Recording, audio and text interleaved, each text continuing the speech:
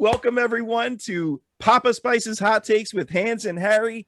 How is everybody out in internet land doing tonight? Harry, you're doing pretty well. Since we last recorded, you have been married. Show us that ring for the viewers. Boom. There I'm we married. go. There we go. And you've been on a honeymoon. How did those things go? They were incredible. I mean, you guys were obviously at the wedding and a part of it, and I was so happy you guys got to stand up there with me on the day. It was lovely. I may or may not have cried. It's up for debate, but there are photos and videos out there. But yeah, that was a lot of fun. And Antigua is just a beautiful place. We stayed at Cocoa Bay Resort. So if anybody's looking for a place to stay in Antigua, and it was just, perfect, relaxed. We went to Disney World for a couple days. My wife will kill me if I don't mention that. So we went there for 2 days on our trip down, since we can only get flights out of Miami. But yeah, it was beautiful, man. It's strange coming back to the real world and having to do dishes and laundry and cat litter and all that fun stuff. But on another positive note, I was cast in Knives Out 2. So everything is coming up, Harry. It's a wonderful time to be alive, and I'm looking forward to the next journey with that movie. So I'll see you guys in Greece pretty soon. Excellent. Well, we're happy to have you back and happy to be back together here. Hans, how about you? How you doing, buddy?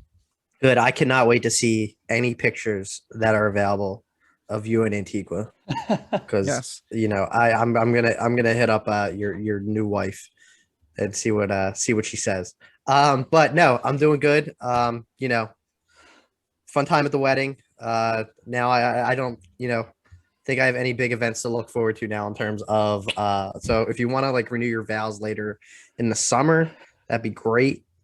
I mean, so if just think about it. Just as long as there's a cocktail hour. Hans, you got a big thing coming up in 2 days. Yeah, it's my son's second birthday. There we I was go. thinking that too. I'm like, why is it on this thing? But unfortunately, we're not having an open bar, and That's true. yeah. So No dance floor. yeah, no There's only dance going floor. to be mild fun. The deck's gonna collapse probably if we start dancing. So we don't want that. Put that to the test. Good. Well, we are glad to have you here as well, buddy. Yeah, I mean, Harry, your wedding was an amazing time. Thank you for including us. Of course. To be a part of it. But we're not here to talk weddings and honeymoons and all that stuff. We're here for some hot takes, baby. And we've got some especially hot takes for you here tonight, because the topic is random spiciness. So what does that mean? Well, we each came up with some random hot takes that are particularly hot. They don't, necessarily tie together with anything, just kind of stream of consciousness stuff that came to us that we wanted to get off our chests. And lots of people probably not going to agree with it, but guess what? That's why they're hot takes. So with that being said, we're going to dive into it. First one for me is Harrison Ford, man. He needs to stop with action movies. He's getting up there in age. He's in his, I believe his mid to late 70s. Guys out there flying planes. He was injured on The Force Awakens. He got injured in a plane crash. Now he's filming Indiana Jones and he gets injured. And at first they're like, oh no, it's cool. We'll be able to keep filming. And now apparently filming is halted or rearranged because he's injured. I mean, look, Harrison, I love you. And I'm not saying stop acting. I'm saying stop acting in action movies, in action roles specifically. I didn't need another Indiana Jones. That's not necessarily part of this rant, but I certainly don't need this national treasure getting injured anymore, just for the sake of our entertainment. What do you guys think about this? I think that he necessarily doesn't have to do action in the next Indiana Jones. He could just be kind of, just there, and he can act and do whatever he wants to do. He doesn't necessarily have to be on a big action set piece. But of course, he's so funny to watch it during interviews, because half the time I don't even think he likes acting, but it just that's how I I get from him. But he in his 70s, he's giving a lot to roles that he's done, that he swore he was done with, and he just goes back to them, probably most likely for money. It's probably not a story. He's probably getting that retirement, getting going for his family and everything. But I agree. I cringe whenever I see older actors, kind of, even when I was watching Lord of the Rings, and you see Gandalf fighting. Now it's probably most likely a stunt double, like for the most part. But you just see him like you see like Ian McKellen doing some goofy stuff, and you're just like, oh, like this is gonna seriously hurt him. Like why would you want to do this? Yeah, no, Grandpa, no. Yeah, like why? Like you've made it this far in life and made like a very successful career, and you decide to just like do something stupid and you're gonna hurt your shoulder. Like he'll probably go back to filming and crack his head open or something, and no more Indiana Jones. No time for sequels, Dr. Jones. Yes, we certainly do not need that injury. Harry, what do you think about Harrison? It's an interesting take that you have there, Papa. I think it's a pretty good take as well. I would have to agree with you and Chris on this. I was looking through his IMDb, before we were coming on, before we were talking, and like I'm looking back at a movie like 42, like with the Jackie Robinson story. Like that's like what Harrison Ford should be like moving towards. But I feel like this is also interesting because it also makes me think of coming up with our actor debate that we had, a couple weeks back, was just like talking about Tom Cruise. Like I picture Tom Cruise being like just like Harrison Ford, as far as just like in his like, because I was looking at it, Harrison Ford was born in 1942, so he's almost 80 years old. That's if insane. not, yeah. So it's like I feel like that's going to be Tom Cruise if he lives that long with all the stunts he's doing. But yeah, I mean, like, where's your like old romantic comedy, Harrison? Like, where's your going back to like your days of like The Witness, movies? Where's Morning Glory too? Yeah, like where are you chilling out? Like Working Girl? Like where are you just being like a romantic, like kind of old lead, or like even being in, I guess like he never really got hooked up with like a Scorsese type, but I mean, I guess Spielberg would be like his. I guess like where's his Bridge of Spies, like Tom Cruise, like where's his kind of, piece that he could be shooting for an Oscar and just kind of, showing off his acting skills and, maybe even some of his old 80s handsomeness. But I don't know. I think a screws loose up there.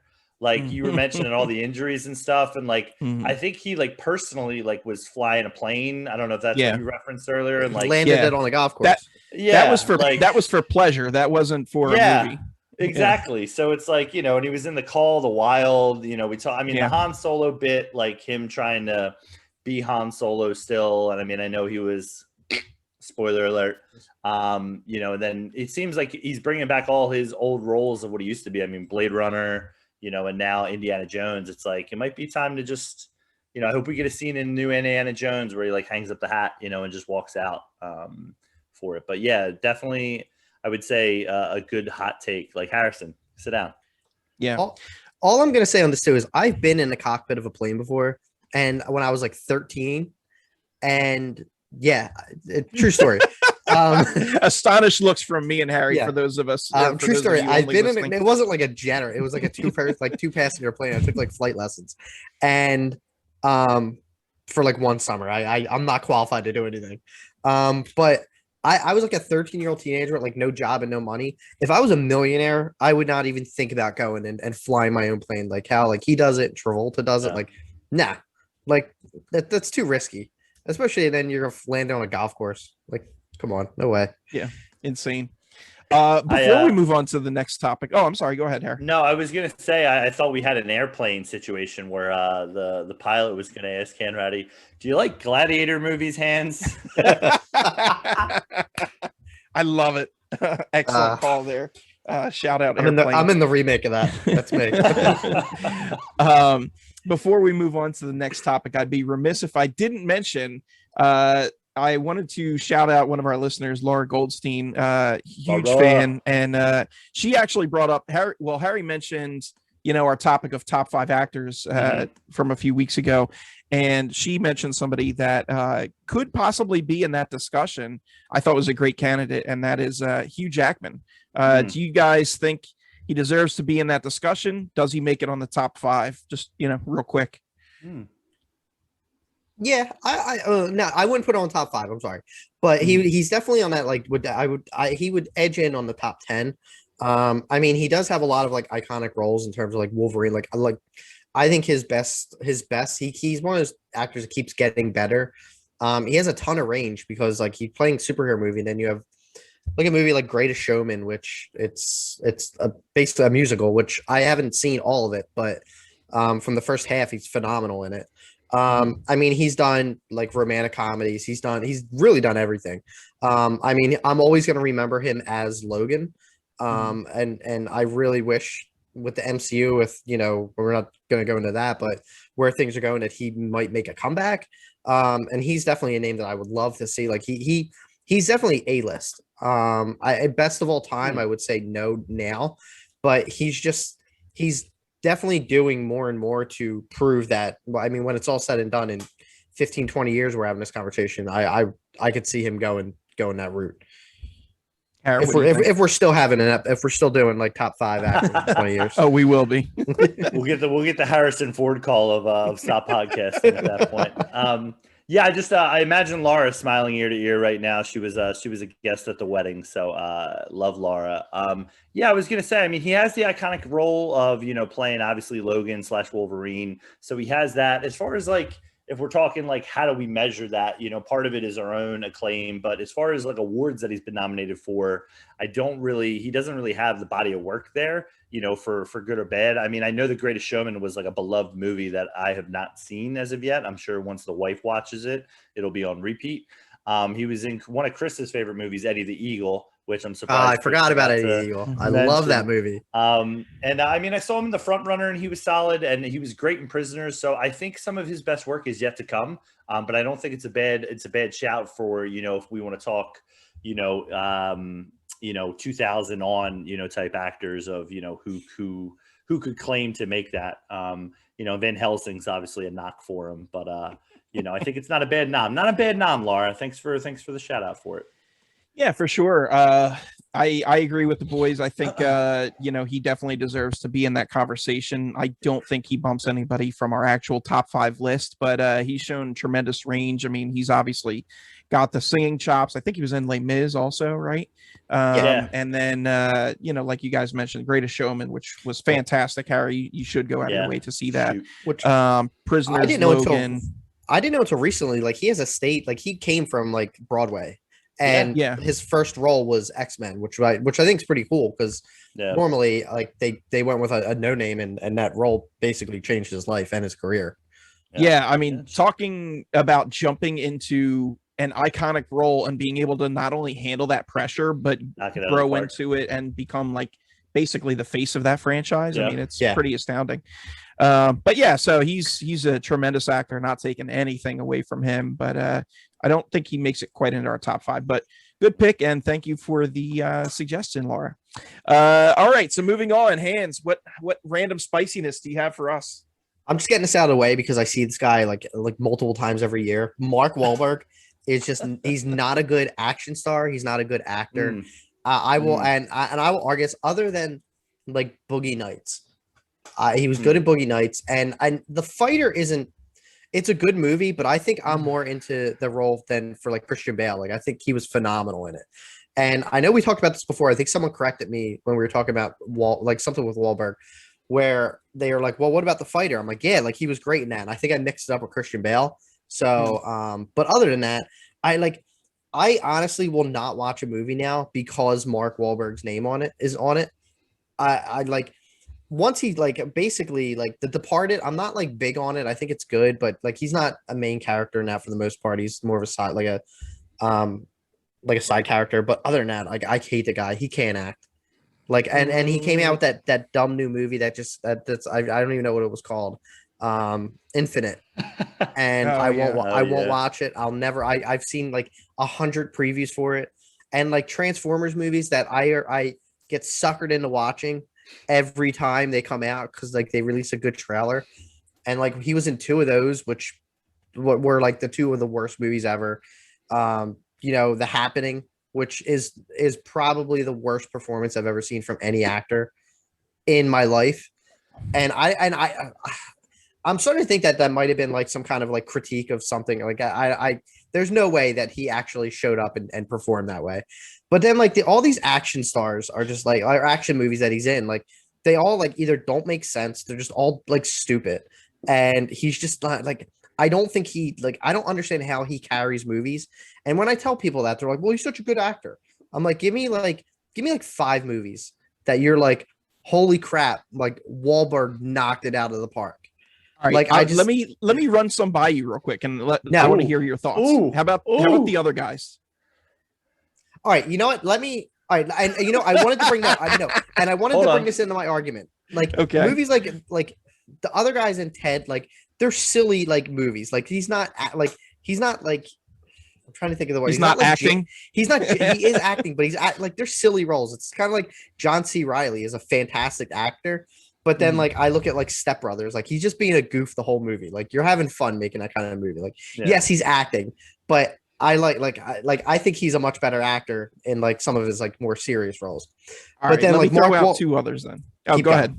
I was gonna say, like, Ted. I love Ted. Ted is one of my favorite comedies ever, and Wahlberg's in it.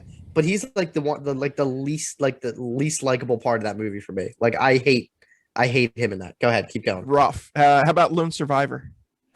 I've never seen it. Not because of him. I think I hate Lone Survivor. Really? I just they spoil the movie in the title. Well, I think it's propaganda. I think it's a little too propagandy for me. Like, you know, service and stuff like that. I think it leans a little bit more into the glorifying of, you know, what it's like being in there, as opposed to you know, being involved in the military, as opposed to like just showing like the real deal for it. Yeah. How about Patriots Day? Oh, I didn't see that.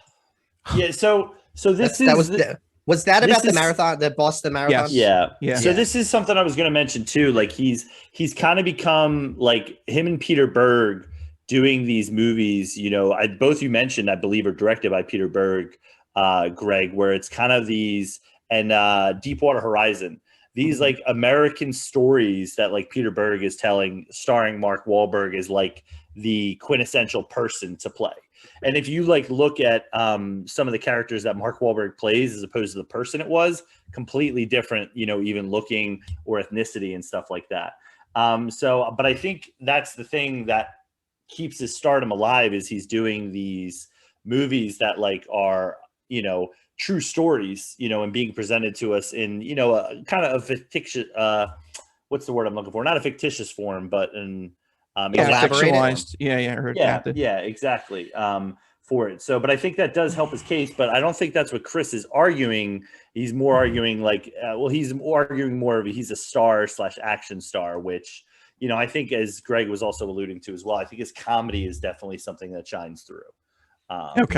Yeah, I mean, I just like, I'm not saying he's the best. He's definitely, of course, he's not in that top 5 discussion, nowhere near it. Yeah, but I don't think he's bad. I think he's decent.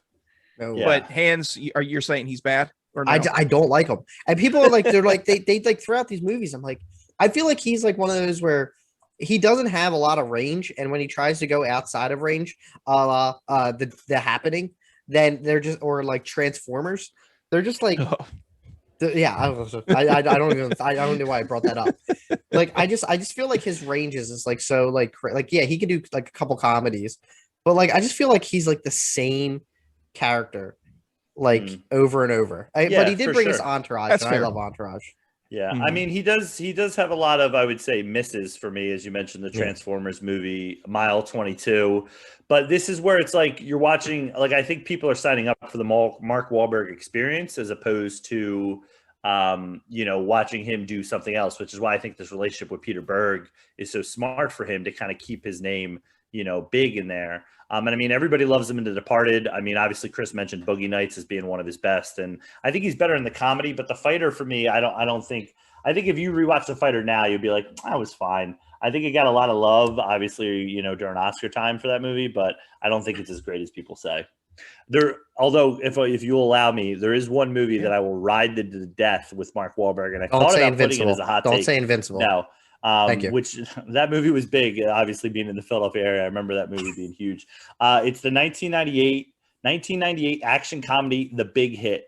It is a cable movie that I watched one night, and it is absolutely fantastic. I would highly suggest it to anybody who's looking for a out there action comedy starring Mark Wahlberg, Lou Diamond Phillips, Christina Applegate. Absolutely a fantastic, fun ride, and I'll ride for that movie as bad as it is. I'm going to throw out 2 others that I just thought of as well. Actually, three more, because I feel like Wahlberg's getting a disservice here. Pain and Gain, which I really enjoyed. It's such an out there movie, and I know. Sure. Yeah, sure. But I think he does a tremendous job in there. The Lovely Bones, he plays Jack Salmon, the main character's father, which I thought was a how do you say, like a restrained performance from him. He right. dialed it back and was able to do well in there. And that was a weird Four Brothers. Yeah, Four Brothers. All right, I'll give you some credit on Four Brothers. That was good. I forgot all about that. Lovely Bones. I remember watching. I'm like, that was a little. That was out there for everyone. That was just a weird movie.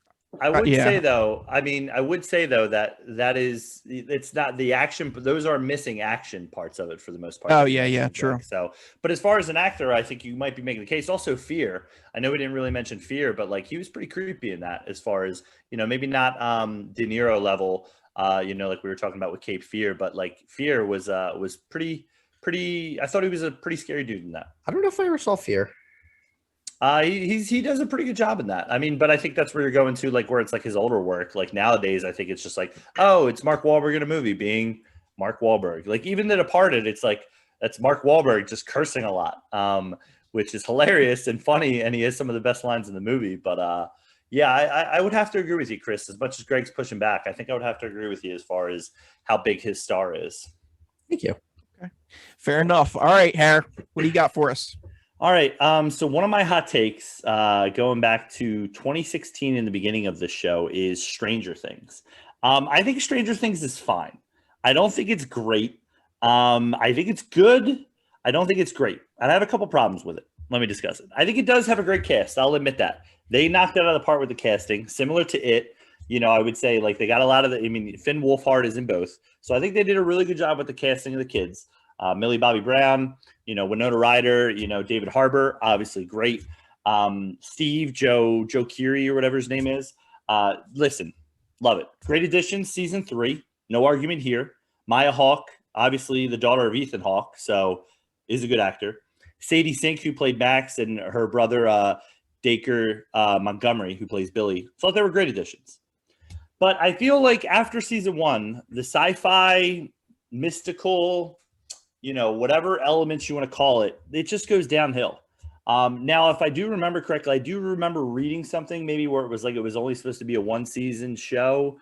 But like my biggest problem with the show, not only do I not think it's that great and I think it's overhyped, is I feel as though the show would be so much better if it was just a teenage drama. Let's watch these kids go through a year of, I guess they might be like entering high school now or 8th grade or whatever it was. And like, let's just watch them be kids. Let's watch them fall in love. Let's watch them get into fights. Let's watch them try out for the sports team or the science fair.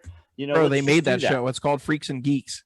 So they've made, and they've also made a show on Netflix, the same thing, called Everything Sucks, and they also made a show in the 80s called like The Wonder Years. Yeah, this is what I'm saying. This is what would make the show. So I would like to see these actors because they are great. I also shout out to the kid who plays Lucas, Caleb McLaughlin, I think his name is what I'm reading here, and sure. Natalie Dyer, Nancy. I know I'm married, but like, we can go out to lunch. You know what I mean? Just throwing it out there. Have a lunch. So yeah, that's my hot take. I think Stranger Things is overrated. I would like to preface this conversation with Harry hates everything 80s. So no, I love the 80s in this. I love the 80s kind of vibe in this show. One of my favorite things I almost picked was San Junipero for Black Mirror. I love that episode, and that has a heavy 80s vibe. Hands, would you agree with me? Harry's prejudiced against the 80s and 80s films. I was born in the 80s. Late 80s, so was I. But all three of us were. Yes, we were. Yeah. I think you guys got me. What's your take on this, Hands? And I'll get back to Harry. All right. So are we just leaving? Greg, have you watched all 3 seasons? I have, yes. Okay. We're just in spoiler territory now? Yeah, we're in spoiler. You set it up. Fast forward 30 seconds to a minute. So the first season was phenomenal. I think it was really kind of like a new kind of a supernatural or sci-fi great. Thing that no argument with the first season. I'll agree that the second season moved very slow and it kind of declined a bit, but I think it ended it kind of maybe 2 episodes were a little weird where like 11 went off and did her own whatever thing and tried to find other people like her. I think the third season nailed it. I think it brought it back. And, like, I will agree that the whole like upside down angle, I wish they would have only kept that one season. I feel like that they keep going back to it. Like, and now they're bringing in like Russian spies, and it's just like I'll agree that the show got too big where I think they were kind of running out of ideas. Like they kind of went the first season. We're like, now what? Like we have the biggest show on streaming right now. Now where do we go? And Harry's right. The cast, everyone's is phenomenal in the role. Like this kind of brought back Winona Ryder. I wouldn't say that the show's overrated. At being a fan, I'm excited for the fourth season. I think the little bit of a trailer that they released for it was pretty cool. But other than that, I don't agree with this. I'm sorry. I think that I think that it does have some repetitive moments and it is a little slower, but I wouldn't call this overrated. I think it's not. I think my hype level went from this is the best show on streaming to like at the end of season 3, I'm like, this is a very good show. I wouldn't call it the best in its category, but it's still something I'm excited and looking forward to. Mm-hmm. Yeah, I mean, hey, look, you had a hot take. There's a reason this is random spiciness, but that doesn't mean you can't be wrong also. Oh my God. I totally disagree that this show is overrated. I think it's rated exactly as it should be, which is a top tier show. I totally agree with Hans. The only 2 weak points in the series for me were 11 going off and doing her own stuff. That felt kind of jarring from the narrative. And then bringing in the Russians, I think, is just a little too much. But the settings for the seasons, I think, were awesome. Sean Astin was a great addition. R.I.P. Yeah. R.I.P. R.I.P. Not to Sean Astin, but his character, I should say. Let me clarify. Spoiler. We start any internet rumors here. But yeah, no, I think it's a fantastic show. I love the setting. I love the actors. I'm excited for more. I think they should go the route. Did they confirm that next season is going to be the last season?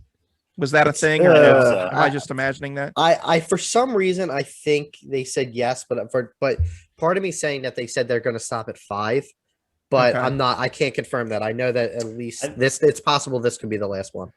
All right. I mean, that means they're doing the story. I mean, that's my other argument is like their story, that feels like they kind of do on the fly, not on the fly, but like they kind of dictate it to like what fans want to see and kind of gear it towards the fans. But I am optimistic like you guys. I hope season 4, I will watch season 4. I'm sure it'll be good. But like, I just think people hype it up too much where it's like, oh, Stranger Things. And it's like, I don't think, I think it also gets that element because it drops all at once. That's the other thing that I think, where it has this moment in culture where it's all anybody talks about for like, a couple weeks.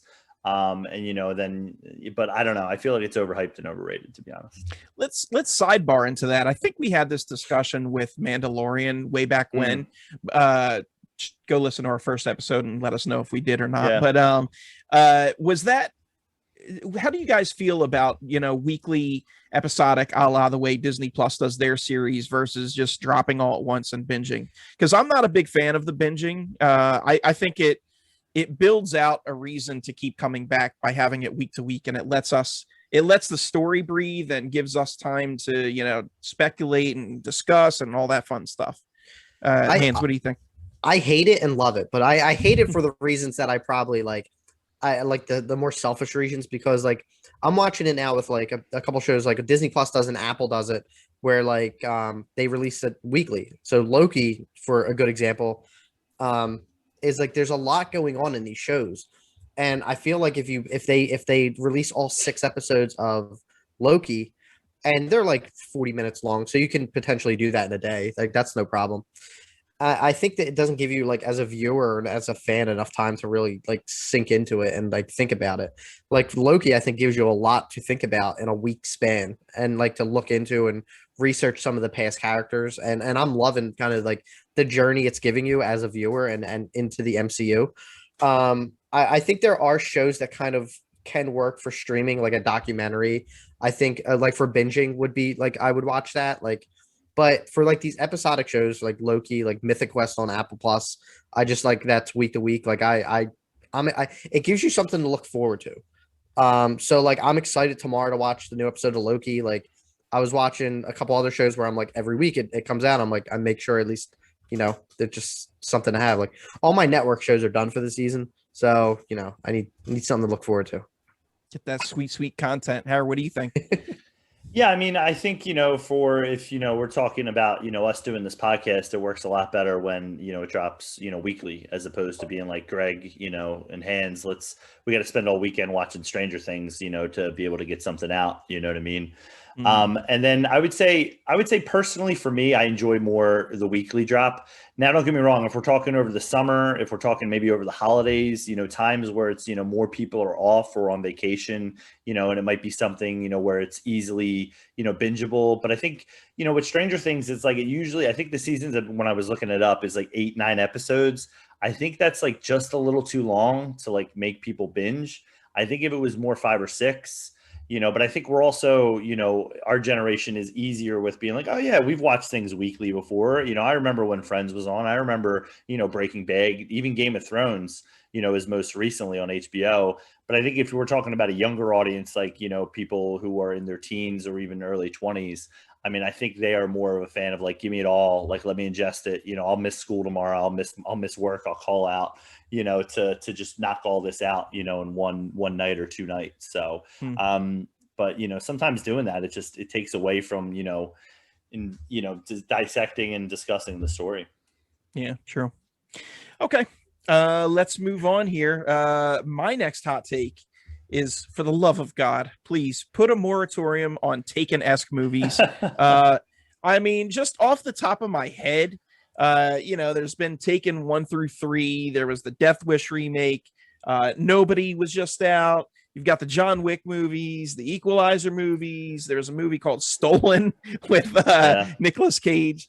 Cold Pursuit, going back further, you had Man on Fire. I mean, all these like revenge movies, like I have a particular set of skill movies. Like, dude, I'm just tired of it. And I'm assuming that they get made because they're probably cheaper to make and people want to go see mindless action, and it is what it is. But Hollywood, come on, baby, let's get some creativity. Like I can't with more of these movies. Like I literally roll my eyes when I see a trailer for one of these movies. And, our boy Timmy P was just singing the praises of Nobody the other day. Yeah. And I was just like, I couldn't bring myself to even garner a response because it's just like, I'm so over this formulaic garbage. Like, just give me something different. Hey, you know what? It happened with slasher movies. And then they went away for a bit and Scream kind of knocked it back into the park or back out of the park, whatever the analogy is. But, so do that with these revenge movies or whatever. Let them breathe.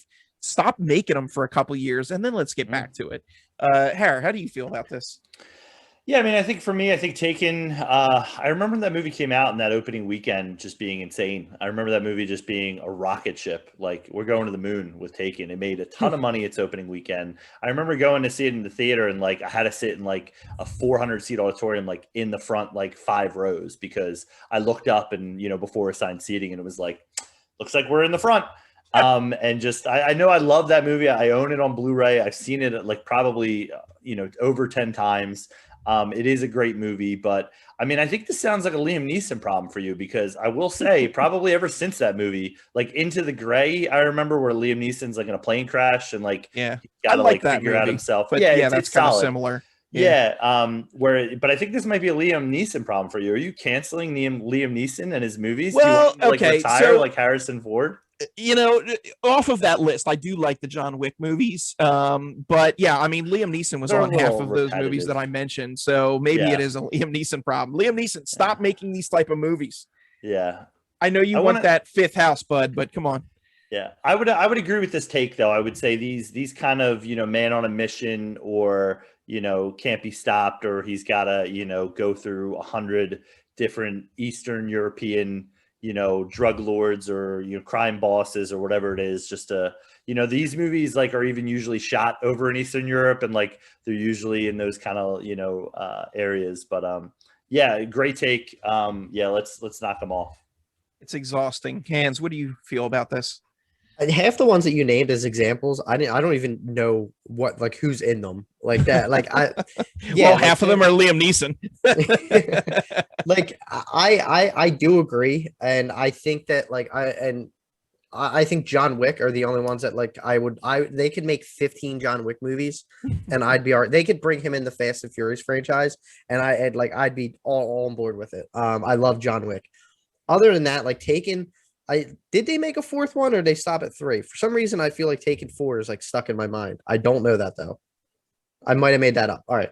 So regardless, Taken 3, I didn't see it because I knew what it was going to be about. It was going to be about it was going to be a remake of the first 2 Takens, and Taken 2 is already a remake of the first one. So there's no need. Remaking the remake. Yeah. And Liam Neeson is like such a great actor that it's a shame that he's being I don't want to say wasted because like he even said like he doesn't want to do like these action, like he retired from action movies, but money talks. So I think he's still like eventually doing these action movies. And I want to see him do more like dramatic stuff, like a lot of like, and this isn't like a Liam Neeson conversation, but I think it started with that where they're like, all right, well, let's find like an old actor who is like basically his his character's retired from some kind of special ops, and let's bring him back into the fold, which is I'm pretty sure what nobody's about. I saw the trailer once, and I'm pretty sure it's a Taken remake, like except probably without the foreigners. Other than that, I mean, like I love him I love seeing him pop up in movies, but it's just like Taken started just a plethora of unneeded movies like this, and it's that that trope that Hollywood's running out of original ideas, which I agree with for the most part, because you keep getting like I feel like you get like a Taken every year since the first one came out in some form, and this year's nobody. I bet they're gonna convince Liam Neeson to do a fourth one, or like another A-Team or something. I don't know, but I think you're muted. I was gonna say, did you guys see Unhinged? Was that another movie that was like similar to that, where it was like the Russell Crowe one that was like coming out of the pandemic, coming in the theaters? I think that was similar to that. I know what you're talking about. Didn't see it because it was just like eye rolling. I heard that was awful. So, but interesting. But again, I won't watch it. These movies, like if this was 10, 15 years ago, I'd probably be all over watching these movies, but they just they do not pique my interest anymore because I feel like I've seen 2 Taken movies and 3 John Wicks, soon to be a 4th one. So, and nothing against them, like I said, right. But I mean, kind of leaving John Wick out of the discussion. The rest of these movies are like the movies that you're sifting through in like the dollar bin at Best Buy, and it's like, dude, get out of here. There's like 17 copies of friggin' nobody in there. Like I honestly think Taken like brought up like the genre of revenge thriller, because I don't think before Taken they ever used that term for like movies. I think that started this whole like movement of let's get Bob Odenkirk in an action movie. Like I know people are dying to see that. Yeah. All right. Moving on. Hans, what do you got for us next? It's my first Batman hot take of the night, and this is first for this movie gets a lot of unnecessary hate, and I'm probably gonna get a lot of heat for this because it's critically a bad movie. Batman Forever. It's a really good movie. I've seen that probably more than any Batman movie. Like out of the Dark Knights, the old Keaton movies, the Adam West movie that I've probably seen a ton too. I think the casting in this is so good. I actually think the casting is this the Harvey Dent you prefer? I think the Harvey Dent in Batman Forever is far superior than the one from the Dark Knight. Wow. I am not. No, don't worry. I'm not done. I think Val Kilmer gets a lot of heat for being a bad Batman. I don't think he's a bad Batman. He's a good Batman. I think he does the Bruce Wayne part of it's a little but I think his Batman's great. Chris O'Donnell, I honestly couldn't name 3 Chris O'Donnell movies. But yeah, I can name 2. Yeah. Other than that, like he's showed up every once in a while. But I think like Jim Carrey is the Riddler. I think that's the kind of role where like he was perfect for that role. Like the casting was great. Tommy Lee Jones. I'm not like a huge Tommy stan or anything, but I think he was great as Two-Face. Drew Barrymore's in it for like a couple minutes. What's her name? Nicole Kidman is probably the best Batman girl ever. Other than that, like I like go ahead, crap all over it. Keep digging that hole, buddy. No, man. I'll take this to the day I die. I'm actually really upset that they like that Batman and Robin is such a huge piece of crap that they didn't continue with like Val Kilmer or anything. But I just I wouldn't necessarily call this a guilty pleasure. Like I think it's a really good movie. And I think it's an excellent Batman movie. It's way better than The Dark Knight or the Dark Knight Rises. An excellent Batman movie. This is an excellent Batman movie. Okay. Yeah. It's very comic-y for the times. It's very like it's very it's not true Batman because it's very silly. Like it's not like dark and but that's what. But you just said it's an excellent Batman movie. But no, it's not true Batman. Okay, but neither's like the Keaton Batman. That's like full of silliness. It's closer.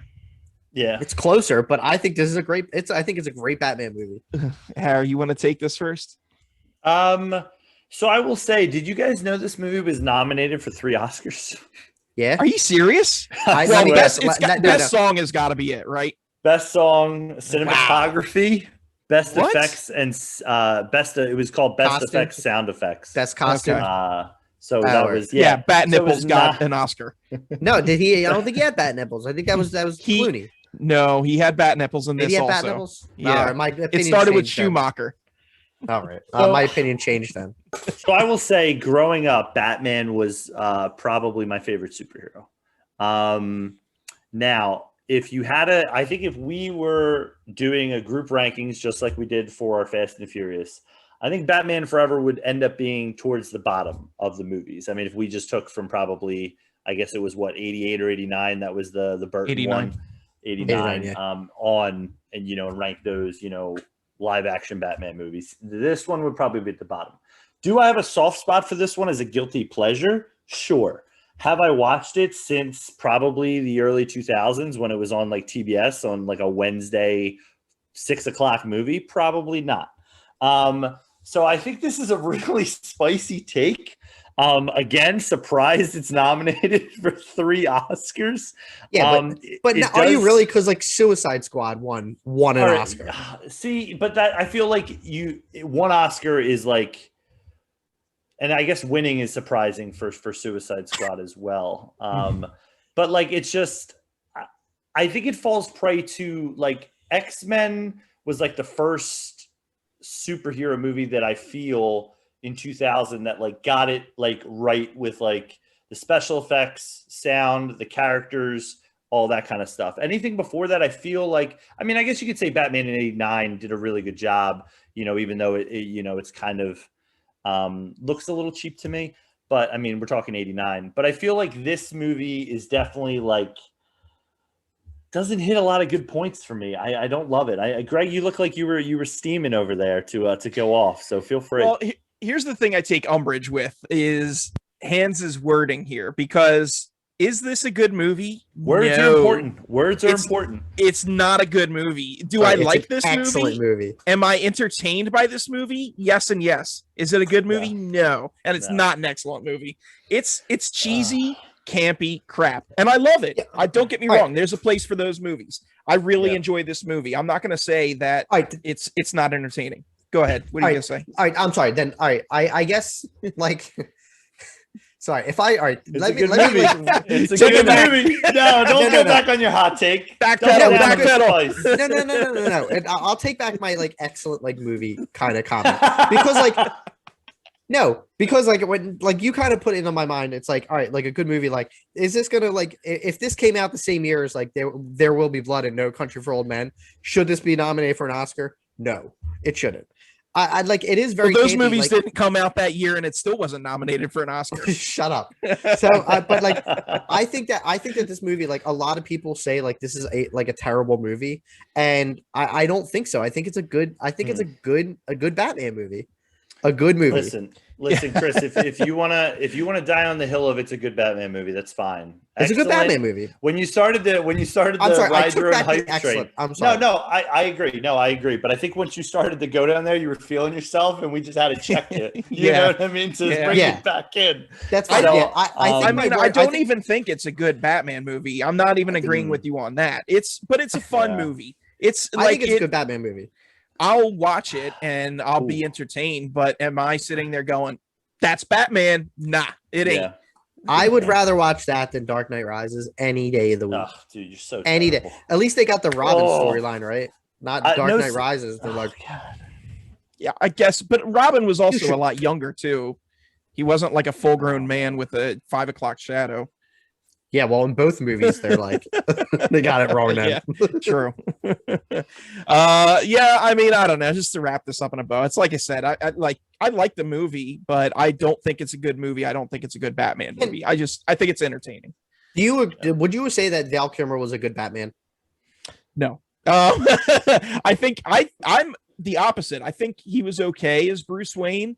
I don't like him as Batman. I don't think they've cast a bad Bruce Wayne yet. I think everybody that has played Batman has done an okay. A nice suit and like slicking your hair back is an easy. I think Clooney was terrible in both. Exactly. I mean, even I look good on my wedding day, and I'm not a picture perfect. I mean, look, it's like Harris said. You slap a suit on somebody, make them look like $1 million, and they're debonair Bruce Wayne. Bruce Wayne is the mask anyway. Good lines. Yeah. And by the way, Nicole Kidman, I am not a fan of hers, and she is just terrible in this. I think her acting. Another hot take. Wow, a hot take within a hot take. The only movie I've ever seen her in that I really enjoyed was Cold Mountain. I love Cold Mountain. It's solid. But this movie, every time she delivers a line, she just has this like breathless expression. Yeah, it's like she's exasperating every time she speaks, and it's like, okay, like I get it. You're the love interest, and you're trying to be attractive or whatever. That cheesy 90s. You should watch Big Little Lies. You should watch Big Little Lies on HBO. Big Little Lies really is good. Is she in that? Yeah, okay. She's phenomenal. Maybe I'll give that a shot. But yeah, so I don't know. This is a spicy take for me because I totally disagree. But good take. Harry, what do you got for us, buddy?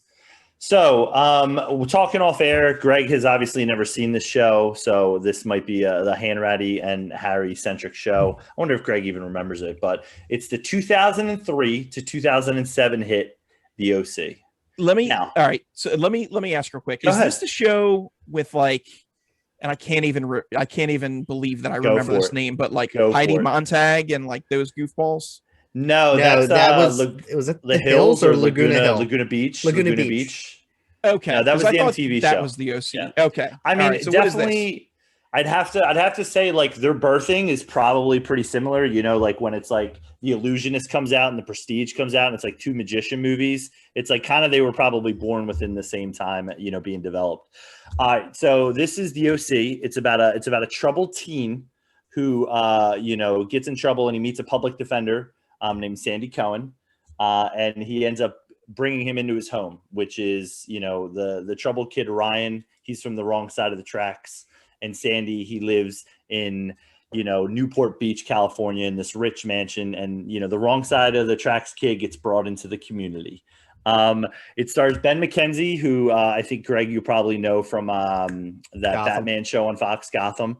Okay. He's, I think, Commissioner Gordon or young Gordon. Mm-hmm. Adam Brody. He was in some cop show or movie, too. I'm trying to think what it was. Yeah, I forget which one it was. Adam Brody, Misha Barton, who was like the early 2000s It Girl, Rachel Bilson as well, starring Peter Gallagher and Kelly Rowland as the Sandy and Kirsten Cohen, just beautiful parents. Me and my now wife joke that that's us nowadays. So I will admit to some problems with the OC. Is it a fantastic show? Is it an excellent show? Absolutely not. Is it one of the most underrated shows of the last 20 years as a drama? I would say yes. Now, another problem with the show. Again, I'm getting the problems out there. I'm speaking the truth to the people, okay? The first season, second season, and third season are an average of about 25 episodes.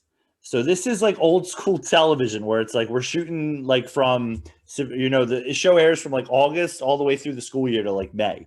So that's a problem because there's a lot of stuff that happens in those early seasons.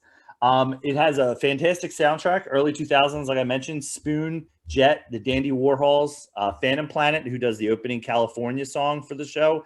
Absolutely excellent. The Killers, hate the Killers, but people love the Killers. Was this show on CW? It was on Fox. Close enough. It would have probably aired on the CW if it came out like 5 or 10 years later. This is totally sounding like average CW show. Yeah, 100%. Oh, it is. Gem, for the most part, it is. Heap. Okay. Great soundtrack. The show does have a problem with diversity. Being in Newport Beach, California, a lot of rich white people. So I admit that problem there with the show. Definitely, if the show were to be rebooted, definitely needs to have some more diversity, 100%. But my question is how come the show hasn't been rebooted? Full House, Saved by the Bell, Roseanne, even Dexter's getting a reboot. What's up with that? Don't love that. But this show is absolutely fantastic. I would encourage anybody to try to get through the first season. Even though it's 27 episodes, as I mentioned, it's a long, and it's not a 30-minute, drama. It's a 45-minute television drama. So I get the hesitation. I see it in Greg's eyes, but it is filled with, kids, I got to admit, this is a thing that I think me and Tim, our buddy, as you mentioned earlier, agree upon. Love just like high school movies to like college movies of just like that coming of age story. And this is definitely one. And I would love to see the show rebooted. Let's get the original cast. Let's bring them back. Let's put them in as the adults now. Let's flip the script and let's go for it. I would highly suggest the OC. Underrated drama of the last 20 years. I can't believe you have another hot take that you buried in there really quick that you don't like the Killers, but that's Killers for another Killers day. are boring, dude. They're fun. With you there. God, you guys are the worst today. I honestly like I think like, and it's funny, like early in our friendship, Harry, like we talked about the OC, we realized that like we both kind of like it, which it wasn't really a show that I would watch. I didn't watch it live like the first 2 seasons. Actually, my wife at the time, my girlfriend, got me into it. So then I kind of caught up. It launched like a couple careers with like I call him Seth Cohen, Adam Brody. Yeah. Like this was his first major show. Ben McKenzie, like you said, it had a lot of like kind of Chris Pratt had a small run in season. He had a little run on it, and was 4? It Olivia Wilde? Was it Olivia Wilde was on the show as well for like a brief? So there are a lot of names. What's his name? Widmore from Lost was in it. He was really? Yeah. Harry doesn't know who he is. Don't watch Lost. And I agree. Like the soundtrack is great. Like I will bop on YouTube to some of these songs. Like I'll go back to. There's some great covers, like some good Oasis covers. Mm-hmm. And it is like teen drama where, it's 100%. It's not 100% different from some of these shows that were out there. Like, it's not like you kind of look at like, I'm just pulling something like it was like kind of a toned down 90210 for the most part. One Tree Hill. All Dawson's Creek. Yep. But I think like these characters were like a lot more likable, like than all those other shows. It got a little weird towards the 4th season. There 100%. Is 100%. There are a lot of stories, like Harry said, a lot. Oh, yeah. There are characters that I don't even know that are like storylines that we don't even forget about. Some of them stick with me because like I'll, just randomly throw things out to Harry and we argue about it for a little bit. But I underrated. I wouldn't necessarily say it's underrated. Ooh. I think it's no, but like I think it's right where it should be. And I don't think they're going to revive it only because I think there's not like an interest level because like, even if you look at like seasons, like the second half of season 3 to like season 4, like the ratings went down a lot. And I think, I don't know. I think that's like the structure of like doing a 25 episode season. Well, I know, like making people try to watch it in the early 2000s. Like, of course, people are going to tail off. Greg, are you going to watch this show? No. So, as the resident non-OC watcher of this, I gotta say, it sounds like it's rated exactly where it's at, because as you guys describe it, it's not like it's not pushing any buttons for me. Like, I need to go check this out. It sounds like your average run-of-the-mill CW drama. Doesn't mean it's bad. It just means like, hey, look, it takes its place where it's at, and it is what it is. I don't think I'll be sinking my teeth into this. The soundtrack sounds like a bop, so maybe one day I'll be like, yo, Siri, play the OC soundtrack. Yeah, I think for me. I think it got a little. It got. I think after the end of season 3, I think season 4, like, it was all over the place. I think they closed the show good.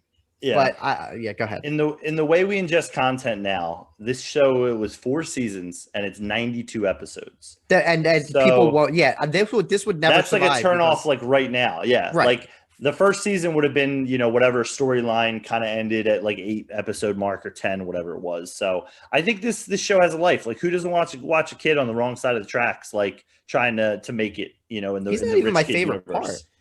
Like, I'm a huge Ben McKenzie, Ryan Atwood fan. That is my take. I'm probably more of a Seth guy. I'm more of a Seth guy, probably, in actuality, but like I would love to be a Ben McKenzie. Yeah, all right, nerds, go start your OC podcast elsewhere. Greg, we review all the episodes. Seth is basically like a legit nerd, like loves comic books, video games. So that's that's my entry point. I would say, Greg, even though you're a couple years older than me, like the references in that show would be like, oh yeah, I remember that. Or like, yeah, I mean, I think there's a lot to love about the show. So that's just me. Underrated. Yeah. Okay. All right. Fair enough. Let's move on to the next one. So for me, I have 2 movies I feel are overrated. And these are total bro movies. Although one tends to get a lot of critical love, I guess. But the 2 movies I think are super overrated, Fight Club and Scarface. So I'm not going to talk a ton at length on Fight Club. It's one of these movies where it's like, okay, like once the surprise is out, that spoiler alert, the main characters are in his mind, and it's just he's imagining this, parts of it anyway. It is what it is. It wasn't entertaining to me. I didn't think it was revolutionary or anything like that. But it's one of these movies. It's like you hear constantly, or it seems like some bro dude's always referencing it. And it's like, oh yeah, it's the greatest movie, man. It's like, shut up. Like I wouldn't even put this in my top 200 movies, like, let alone call it a great movie. So there's that. Scarface, it had been about 20 years since I watched it, and I couldn't stand it. So I actually went back and watched it last night in prep for the pod, and it still sucks. I think it's way overrated. The soundtrack is full of this weird synth. Shout out Giorgio Moroder, who does the soundtrack. Shut up. Where are you now? What's his name? Pacino, who is supposed to be playing, I assume, a guy in his early 20s. Looks like he's about 45. His acting is just way over the top. Mary Elizabeth Mastrantonio, who I like, especially in The Abyss, her acting is way over the top. Michelle Pfeiffer is just not acting at all. She's just not even there. She just plays stone face the whole time. The main character, Tony Montana, super unlikable. Like, there's just nothing. Yeah, there's just nothing. Like, look, there's quotes. Sure, the movie's quotable, I guess, but like, there's nothing redeeming or enjoyable or entertaining about this movie. But you see like shirts everywhere, and people are like, Tony Montana, man, and like all this stuff. It's like, dude, I don't get it. It's so overrated. Harry, help me out. All right, so I think out of David Fincher's movies, Fight Club is the movie that just doesn't connect with me as well. 100% on the bandwagon with you on that. Movie that just didn't connect to me. Maybe it's because we're softies.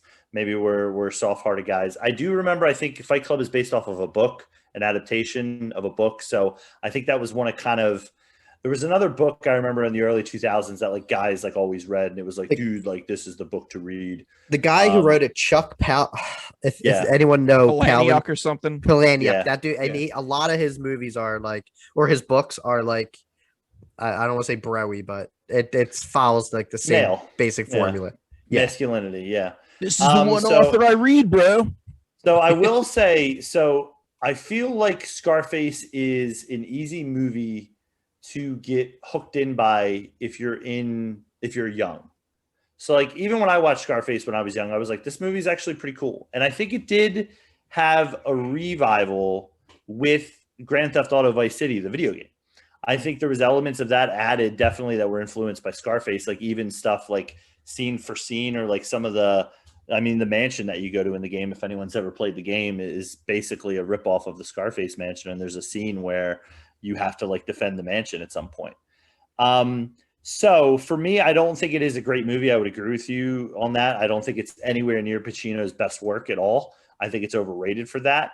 But I do think there's an element that people gravitate to of, looking up to a character of Scarface. But I would agree with you, Greg. I don't think it's something to aspire to or to be like, oh yeah, Scarface is a great movie for sure. Hands? No, it's okay. But just touching on your point, I was just going to say, like that gangster movie of like, here's the made man who comes from nothing and makes something of himself. Like, I feel like that's been done and it's been done better. Maybe it wasn't done before Scarface.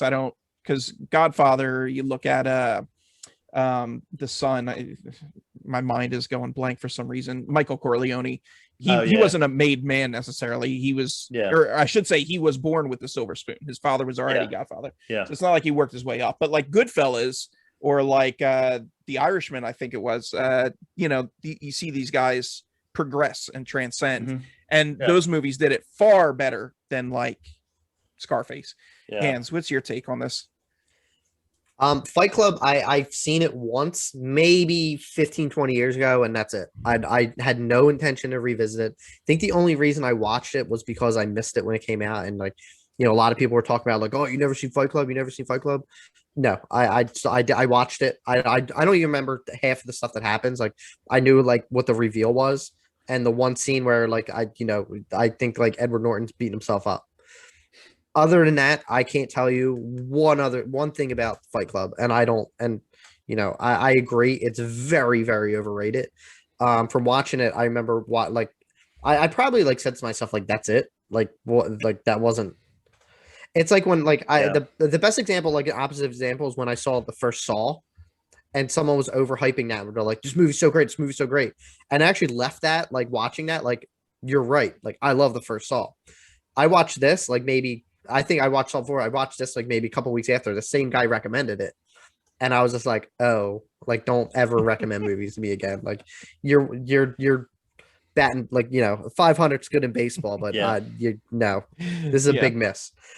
So I agree. I don't ever have any intention to go back and watch it and look at it as as an adult. So leave it at that. Scarface, I love quoting it. I don't know why. It's just funny because Pacino's what's he, Cuban? Am I right? Or whatever. Cuban. Yeah. Is his accent is awful. I can tell you that when I was away at school, these two movies had the most posters in every dorm room that I saw. You either had Scarface, Fight Club, or Shawshank, which I was guilty 1 out of of 3 ain't bad. Yeah. I did have the third one. But everyone was like Scarface. Like that was like the thing, like, oh my God, you have a Scarface poster. Like you're cool. Like, no. I mean, I've quoted Scarface on when we play PlayStation a lot, just because it's fun. I think I do it's a very problematic movie too. Scarface. I think I do it. I think I do it. It sure is. I think I do a good Tony Montana or whatever you say his last name. I don't know, but I'll leave it at that. I'm not afraid she'll love me in the morning. Oh, yes, yeah, there you go. All right, that's my spicy take. Hands, what do you got for us? Hold on 1 second. I think you want to save your next one. Yeah, I was thinking about it. Yeah. The fourth one. So I'm actually not happy that I'm gonna say this, but whatever. Return of the Jedi is not a good sequel to Star Wars, to the original trilogy. Ooh. You're breaking my heart. Other than 2 scenes in that movie, it's not good. Like, it's not enjoyable. Like the beginning and the fight with Vader and Luke. But I hate Endor. I hate Ewoks. I know why they were there, to sell more. Like they're like a money pit.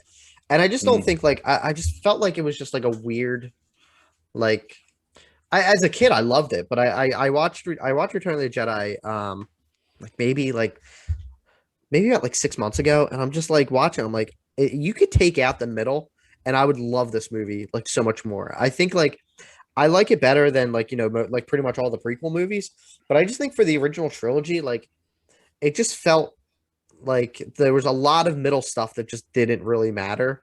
Like I know it mattered for like plot wise, but just like I hate Endor, I hate the Ewoks, I hate how like they took like Han out of the Falcon. Like I know like there was like a lot of disagreement because they wanted like Harrison Ford wanted Han killed off, which they did in Force Awakens, but like there's a lot of and I can't really blame this on Lucas because like he had 3 movies, but like there's such a big jump in story between like and like Empire Strikes Back and Return of the Jedi, where like I feel like they could have they definitely could have split this into like 2 movies and did something after Return, like after Empire, did another set of movies or whatever, and then go to Return of the Jedi somehow.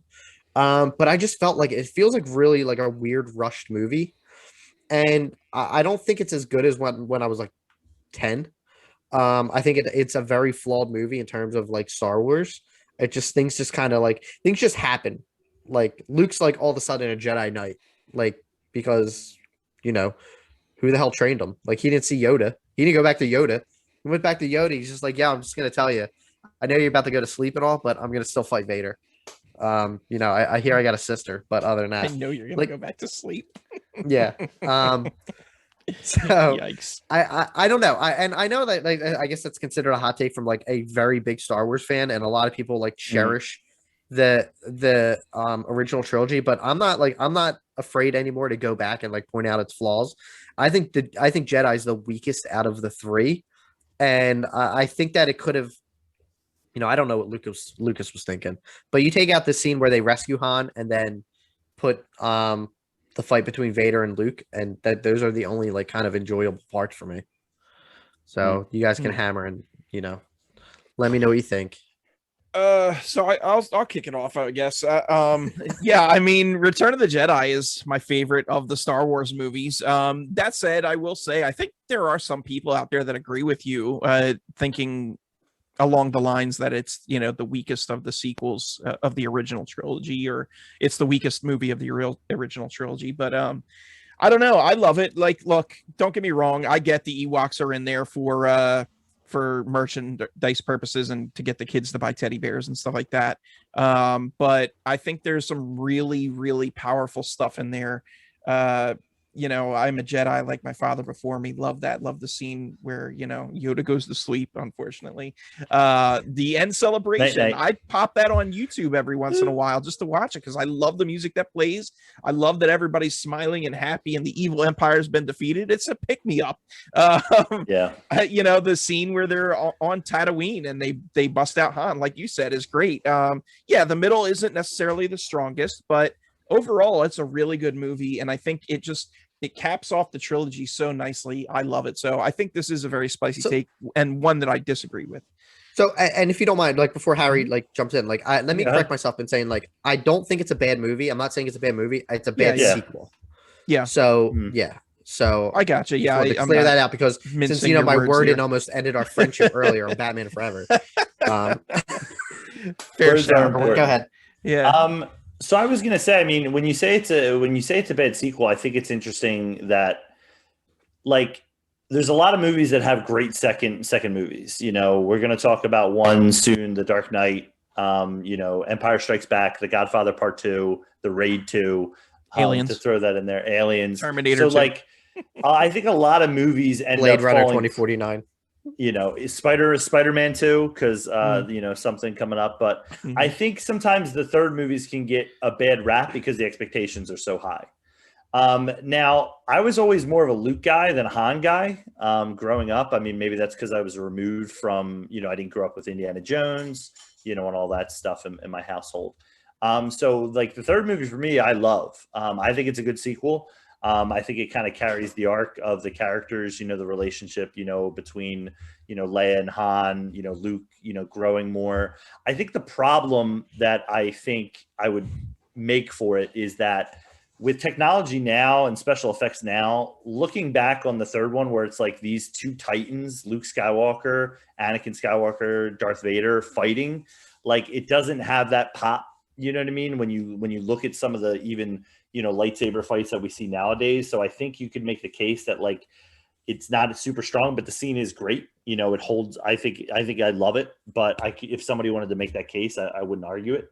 But not a good sequel. You could make the case for that, sure. But I would say I disagree, and that I think it's enjoyable. I will add also, and maybe this is probably more for your argument than against it, even though I am against it. But I read a lot about the making of the original trilogy. I read full books on each individual movie, and the director that they got for Empire Strikes Back, Irvin Kershner, he was kind of his own guy, and he made that movie how he wanted to make it. The guy that they got for the third movie, Return of the Jedi, Richard Marquand, he was more like a puppet for George Lucas. So Lucas always said, hey, I don't want to direct the movies after he directed episode 4 because he thought it was too much work, blah, blah, blah. And obviously we know he goes back for the prequels, but he basically would not let Marquand have his say with stuff in this movie. He was constantly in his ear. So that, if you feel like this isn't a good movie, it's kind of known George Lucas isn't a great director. So this kind of lends him to that argument. And or I should say, not a good sequel. That makes sense. It's such weird, how basically, and this bothers me going into farther into the future of Rise of Skywalker, where Palpatine, all he does in these movies is just sit. He sits and that's it. Well, not in Revenge of the Sith. Oh, that's right. He's flipping all over the place, because logic. But other than that, he's just I don't think he was a strong enough character to, and I understand with the prequels that it was basically a Darth Vader trilogy for the but I don't think his presence in the fourth one, or I'm sorry, in Jedi really warranted to come back into Rise of the Skywalker. I thought it just that carries. I think over that's more an indictment on Rise of the Skywalker than Return of the Jedi, though. I know. I'm just saying, it just I'm gonna go off on a goofy rant, but I don't, But other than that, I'm holding that. I had said maybe a year ago, I probably would have disagreed with my own point, but I rewatched it, and I rewatched from 1 to 9, and I was just it's weird. I don't know. I'm not a huge. I don't think it's a great sequel. So okay, fair enough. I think it's a hot take. I mean, you're bringing the spice tonight, Hans. I appreciate it. Oh, the heat is coming. Oh boy. All right, Harry, what do you got for us next? So the next thing I got for us, I mean, I mentioned it before on I think a pod, maybe even once or twice, but all movies released in theaters should have subtitles. We should have a subtitle generic system, because no matter what streaming service I pull up, now this is a different take for it. They always have it sometimes the words are bigger, sometimes they don't show as much. There should be a generic kind of, template that all subtitles are clear, crisp, easy to read. Now, I think all movies released in theater should have subtitles. One, I think the reason is because it's very useful for people who have trouble with hearing. It's a lot of times, and we've all worked in the industry, how many times did somebody come up saying it's too loud, it's too low, it's too loud, it's too low? What helps some of this a little bit is having subtitles on there. Now, it should, there's already foreign movies which are adapted, for American audiences to have subtitles. My favorite director, Christopher Nolan, a lot of his movies could use some help with some subtitles. I think they get a bad rap. And then when people watch them at home and they have the subtitles, to be like, that's what they said. Or, oh, this is what Bane was saying in The Dark Knight Rises. So for me, I think all movies released in theater should have subtitles, or should have, in today's world, I know it's a weird time for the theater industry, but have a certain amount of showtimes that are available for you to go see in the theaters. Hey, this new movie coming out opening weekend, bang, this is the subtitle showtimes for it.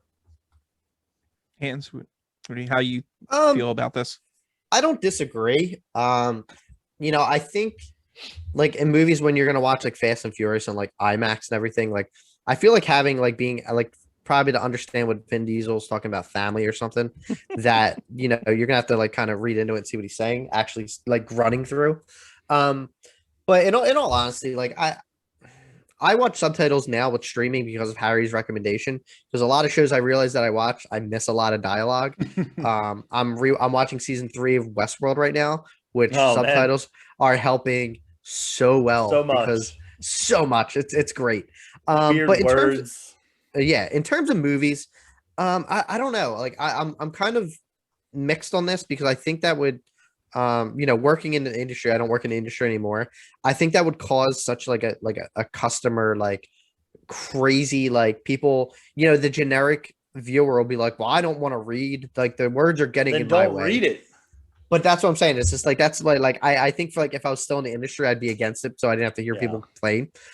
From where I'm at now with like streaming, and I don't necessarily think I would need it in the movie theaters. But again, you brought up the point of someone who's like hard of hearing, where I would agree with it in that point. But I mean, I'm not.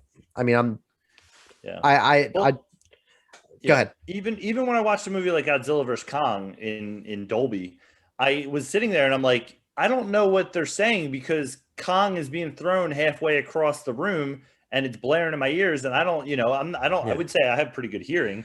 I'm not trying to say this like I have bad hearing, but it's one of those things where it's like, even in those type of movies where it's like, you wouldn't need it for a Fast and Furious movie. And it's like, well, sometimes that happens. Or I think a movie like The 40-Year-Old Virgin, when I went to see that in theaters, were super bad. It's like people are laughing their heads off. And it's like, what was that next line? Was that another joke? And then some people hear it and you hear more laughter. So I think it could only help. I don't think it hurts. I think it's a must.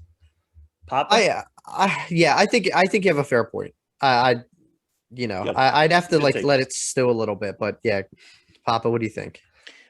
This is my type of heat. I think that this is a good take, actually, that I agree with. I watch movies with subtitles and captions on all the time. It's super rare that I don't. And if they started offering it in theaters, sure, I think I'd be fine with that. As people who have all worked in the industry, how many times did you get complaints about the current captioning system? Enough. All the time. Yeah. All the time. It's like, this device doesn't work. Oh, I don't know how to program it. Stupid thing you put in a... Yeah. So what's the answer to that? Just do open put it captions. on the screen. Yeah, exactly. I don't know. It doesn't get any simpler than that. The other thing I was going to say too is even a movie like something like when I saw The Father. The Father like is, I guess I want to call it like an English movie where it's like there's accents, and it's like it's not so like that's not a movie that I would say is like hard to interpret, but like definitely for the first 5 or 10 minutes you're like trying to make sure you're like, if they're speaking fast, it's like sometimes hard to keep up. Or I think of a movie like Sing Street, which has a bunch of songs in it, but some of their accents are very thick, and it's like I'm not 100% sure if I'm catching everything he's saying or she's saying. So I think it's needed for pretty much every movie. I would actually agree now, like going through is because the best example I can think of is when I watched Hamilton now on Disney Plus. I watched, like me and Catherine watched it. We made it halfway through and we had to we didn't understand what they were saying. And because they were moving so fast, quick. like we picked up on some words and I'm like, oh my God. And then someone from I forget who suggested to her and said, watch it with subtitles. And, there was like really no going back. Now it's just like, I everything I watch with subtitles.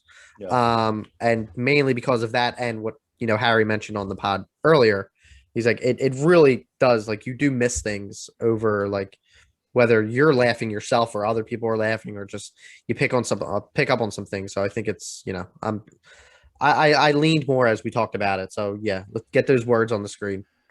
Wonderful. Start reading. Let's do it. Let's start the petition. Yes, we'll get it going. Change.org.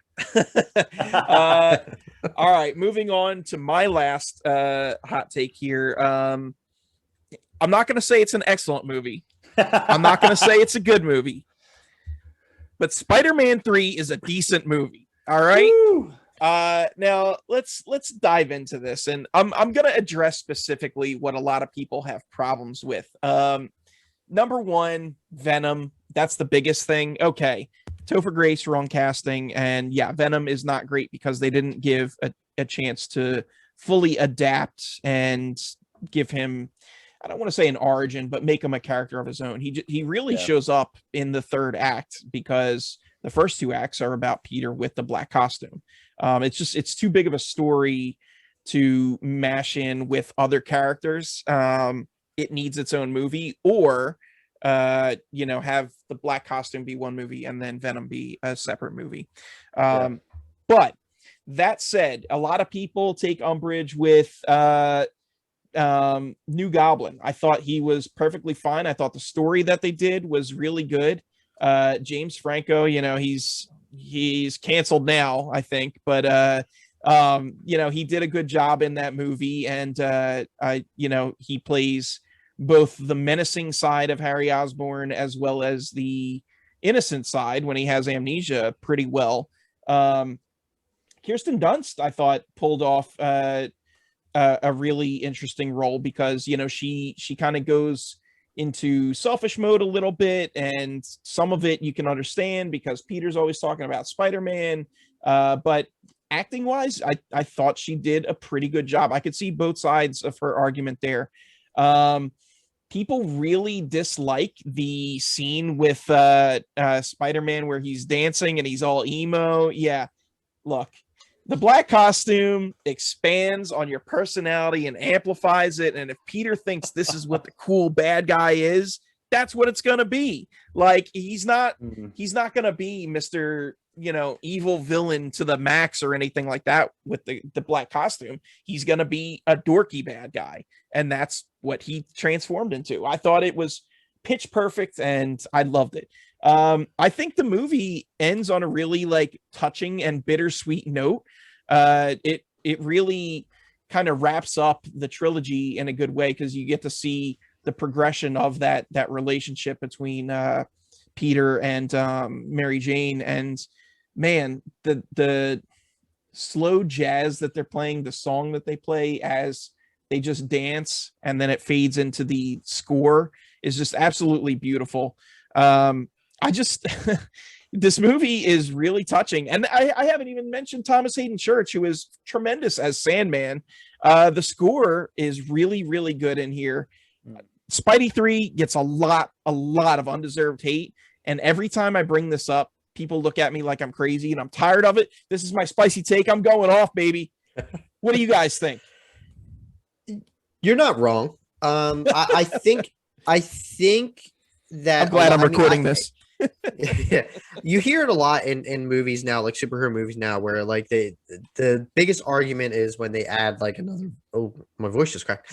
When you add another villain, it's like, oh my god, now you're gonna have 3 villains. It's the Spider-Man 3 syndrome. I agree with you. The whole Venom, the whole angle with that was really done. He's one of Spider-Man's most famous villains, and they basically just gave him 20 minutes of screen time. And then he was done. That was it. I love the Sandman story. I do agree there is a lot going on in the movie. Because it's at one point it's Harry Peter loses the suit or whatever, gets the black suit, and then his best friend's trying to kill him, and then there's a giant sand guy running around, and some dude at his job's trying to kill him, and there is a lot to the story.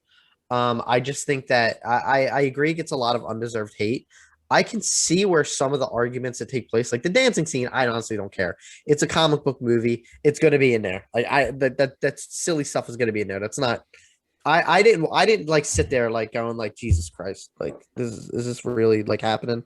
I was just kind of just all right, whatever. But I do I see both sides of why people like it and they don't like it. I'm in the fence. I'm kind of on the fence more towards enjoying it more now, because I think at the time I was more off the fence where I'm I don't, there's this. We're not. I think at this time they knew that Sam Raimi was out for Spider-Man 4. And I think he said this was the last one. No, he was supposed to do 4. Got it. Okay. And then they decided to reboot. Got it. Okay. I thought he beforehand, he's no, this is the last one I'm doing. Either way, I think that after like 1 and 2 were really were phenomenal Spider-Man movies. It did miss the mark. I think that they're like the story was tried to pack so much, and I agree. Like if you split this into 2 movies, then it would have they could have spent a little more time like developing Venom and making sure that everyone kind of gets their right amount of time and they can actually develop. I don't think there was enough room to develop the characters. Kirsten Dunst, I'm not a huge fan of her. Like she's all right. I think sometimes she has like a personality of like a carrot, and it just kind of I like through the whole trilogy she was okay. I don't nothing stands out from here in the other 2 movies that would like kind of she was all right. But other than that, it definitely over the years that I've rewatched it, I find something instead of finding something I hate more, I find something I enjoy a little more. So to the point where I don't necessarily think it's a bad movie anymore. Okay. So, Howard, what do you think? Yeah, I mean, for me, Spider-Man 3, I mean, this is kind of what I was talking about a little bit earlier of like the dreaded, like Spider-Man 2 is held up as one of the best superhero movies, comic book movies ever. And it's like, now you have to follow it up. And it's like, you add the Sandman, New Goblin, Venom / the black suit, Gwen Stacy's going to be in this movie. Mary Jane's in this movie, and it just has a lot of moving parts. And, it is known as, the Spider-Man 3 syndrome, when you have too many villains. I'm surprised when I was looking up the runtime for this movie that it was only 2 hours and 19 minutes. And I felt like when I watched it, it was super long. And now it's like we sit down for 3-hour Avengers movies and we're like, we need more. And it's like, wait, huh? So I think in that element of it, I would say I probably haven't rewatched this movie since it came out. Maybe it poked in on TV and saw that it wasn't Spider-Man or Spider-Man 2, when the old TV guide used to be like, you'd only see part of the title and you click on it. Oh, which Spider-Man is this? And it's like, oh, it's the third one. So I think you're convincing me, Greg and Chris, to do a rewatch on it, maybe. But I will say that a decent movie, I'm not going to disagree or agree. I'm gonna hold firm, and I'll have to rewatch for you. But I do remember, like Chris was saying, I do remember being in the theater being like, what is happening? What is going on with this movie? And I would be interested to see if like they ever did make a Spider-Man 4, if they would have just decided to spread this out a little bit more, because I think it would have helped the story. I love Kirsten Dunst. I don't see the hate there, Hanratty. So I didn't say hate. I just said sometimes she has a weird like acting personality. She's another one that like someone said like she whispers a lot. Like she kind of is like very soft spoken. Yeah. And it's kind of like it reminds me of like Joaquin Phoenix in Gladiator, where he's just whispering through the whole movie. He's like rewatch it. Do me a favor too. If you guys rewatch this movie, after Harry gets amnesia, tell me that is not Frank. He reminds me exactly of Frank. Dude, every time I watch a movie and there's like almost like a Frank character, I'm always like, why isn't Frank in these roles? Somebody in Hollywood hire Frank Halbigger to do more work. He's an amazing actor. Please hire Frank Halbigger. I'll send you a speech at my wedding. It was phenomenal. So was yours, Hans, but great speeches. Yes, very good speeches. Thanks. All right. Yeah. So that's my take. Spider-Man 3 is a decent movie. You guys need to rewatch it and deal with it. All right, Hans, what do you got for us? All right, I'm just gonna come out right and say it. The Dark Knight trilogy is very overrated. It starts out with Batman Begins is, I think, the best of the 3. I think it's far superior than The Dark Knight. I think, just stop looking at me, I didn't finish talking. I think that if you take Heath Ledger's performance out of The Dark Knight, I think that was the strongest part of the movie. Obviously, like everyone's talking about it, but I think if you put someone else as the Joker, the movies are still like it's just going to be okay. Like I think that movie leaned on Heath Ledger's performance too much, and it's just not. It's not as good as people say it is. It's not. And in Dark Knight Rises, I've argued this movie I'll argue till the day I die. Other than Bane, I think this is like the best on screen of Bane. We have only had one other movie with Bane on it. I think it's much better than Batman and Robin. I love Bane. I love him. I love the fight scenes with Bane. Other than that whole movie is awful. But I think what Batman Begins was great. I loved Liam Neeson in the role of Ra's al Ghul. But again, I'd stop.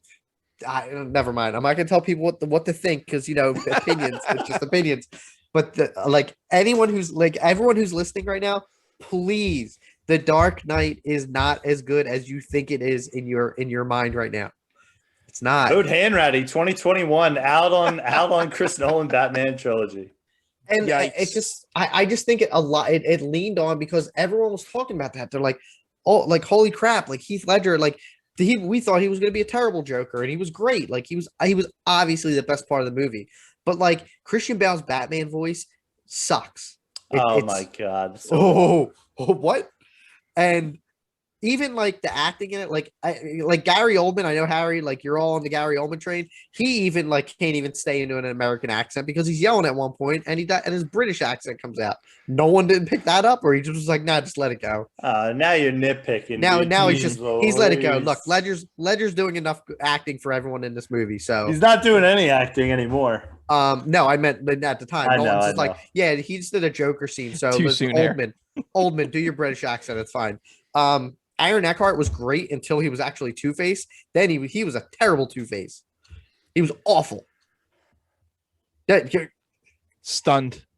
Why? Absolutely shocked. Why? And then like Batman just kills him. I mean, accidentally for the most part, he kills him, but it doesn't matter. But like, I think the movie is very overrated outside of like a couple scenes. I think the whole trilogy is just. I'm not saying that I hate The Dark Knight. I just don't think it deserves as much praise as it got. It was nominated for like Best Picture, right? Am I making that up, or was it? The Dark Knight in 2008 when it came out. No, it wasn't. That was the big complaint because that's when they only had 5 nominees. That's right. The Dark Knight was the big one that kind of changed the way the Oscars looked at it because it was one of the highest grossing, most popular movies and wasn't nominated for Best Picture. Gotcha. Okay. I mean, I think Ledger's performance in that movie is absolutely incredible. I am not taking away anything from him in that role. I just think that this movie is not as good as people think it is. And I think that like, I can't change. I know just talking to you right now, looking at your faces, that I'm not going to change your mind. I don't even know why I'm like going to dig myself into this hole because you guys are just going to keep piling dirt on it. But other than that, like I just let me have it. Wow. I love that you just wear yourself out. I do because it's kind of like I know where like I probably put this on and people and you guys probably when I looked at the list. Podcast. Yeah, I know, but when you looked at the list, you're probably like this moron. Like, is this guy serious? I would never call you that, no matter how wrong your takes are. But it's not. I might, but all right. So here's the deal. I'll start this off. Batman Begins, tremendous movie. Not a lot wrong with that. I'm not really going to go there. Dark Knight is a phenomenal movie, and I'm sorry, Hans. It is. It's widely revered. It's definitely one of the best superhero movies ever made. It's not even a question. 15. I'll go top 10. Okay, I'll go top 10. Okay. Top 10. But you'll go top 10. Okay. There's been legit like 100 or more, 100 plus superhero movies. You might not believe it, but there have been I know ever since. So you're talking the top 10% of that, and you're going to say this trilogy's overrated, and that's I'm taking that back. Oh, now he takes it back. Now that his argument's losing. No, because no, he's gonna put it top 20 in a minute. Let it go. I'm gonna put it in the top 200. Okay. No, nice. No, just continue. I'm just gonna. All right. The movie is it's so good. It's a very well done, accurate representation of the characters. Yeah, Two-Face could have done a little more. Maybe he wasn't as silly as your Batman Forever Tommy Lee Jones.